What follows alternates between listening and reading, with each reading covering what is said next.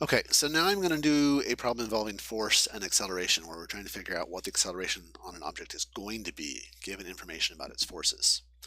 And the question is find the acceleration of the 10-kilogram box below. And you will immediately notice that there isn't a 10-kilogram box below because I haven't drawn it yet. So I have a box and it is going to have a mass of 10 kilograms, 10 kg. And there's going to be some forces acting on that box. I'm going to draw those in. Let's say there's two people pulling to the right on that box, one of them with a force of 6 newtons, another with a force of 6 newtons, so two people helping out together, pulling to the right. And then there's a third one that's pulling to the left with a force of 4 newtons. So those forces together are going to cause an acceleration on that box. Remember that what forces do is they cause accelerations. So let's look at our list of equations again. These are the kinematic equations that describe the motion of an object, its displacement, velocity, acceleration, without telling us how the acceleration happens, what causes it. So none of these are going to work. None of these will give us what we need because they don't tell us anything about forces. They only tell us things about displacement and velocity and time and acceleration. So the thing that we need is Newton's second law. That is the sum of all the forces on an object is equal to the mass times the acceleration of that object. So this is, I'm going to write it out in words over here too. So it's easier to see sum of the forces, meaning you add them all up, equals the mass times the acceleration. What that's saying is that a force is a cause. It causes something to happen, and the thing that it causes to happen is acceleration. And the mass tells you how much it resists that change.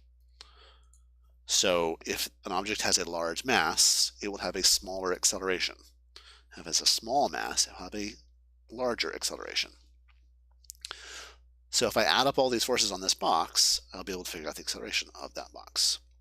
And first thing I need to do is define a coordinate system. So I'm going to say that anything pointing to the right is positive. So the right is positive. That means anything pointing to the left is negative. And then I'm going to add up all those forces. So if I add up all the forces, and this symbol is a Greek letter sigma that stands for sum, add them all up, I get a -4, that's the 4 pointing to the left, plus a +6, that's that 6 pointing to the right, plus another +6, that's the other 6 pointing to the right. That is the sum of all the forces. Those are all measured in newtons. I'm just trying to write a parentheses there. All in newtons.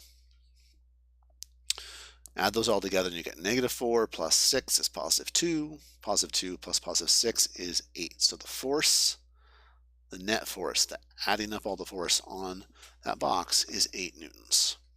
Okay, that force added together is going to cause an acceleration on the object. That's equal to the mass times the acceleration. I don't know the acceleration yet. That's what I'm trying to find. Again, acceleration is what I'm trying to find.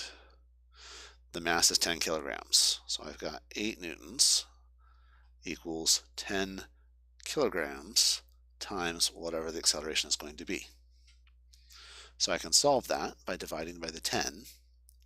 Divide by the 10, and I get the acceleration is 0.8, that's 8 divided by 10, newtons per kilogram. That's not a very familiar unit for me. So if you look at the definition of the units for the different quantities and some of the other materials I've shared, you'll see that a newton is a shorthand word for a combination of units. 1 newton is the same thing as 1 kilogram meter per second squared. So let me rewrite this. That's 0.8 kilogram meter per second squared divided by kilograms. And just like when we were talking about unit conversion, units can cancel out the same way variables do. So the kilograms and the kilograms cancel out, and the unit that's left is meters per second. So that's telling me that the acceleration of that object is 0.8 meters per second squared. So that object is going to accelerate to the right, because that's a positive number, 0.8 meters per second each second. So just like I did in the other one, I'm going to write a quick table of time and velocity. So if it starts out at a velocity of 0, that means 1 second later the velocity is going to be 0.8 meters per second. And after 2 seconds it's going to be 1.6 meters per second. So the velocity is going to steadily increase to the right. Okay, so the way we solved this question was we figured out what is the sum of all the forces, paying attention to their directions. That 4 newtons to the left is a negative. The 2 6s to the right are positives. That adds up to a total of 8 newtons.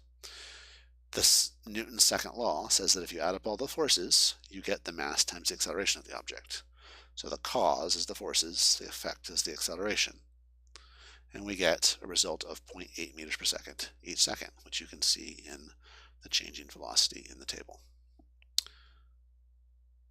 Like I say in many of the videos, make sure you ask questions, put it in the comments in this video, or send it to me through Canvas or email.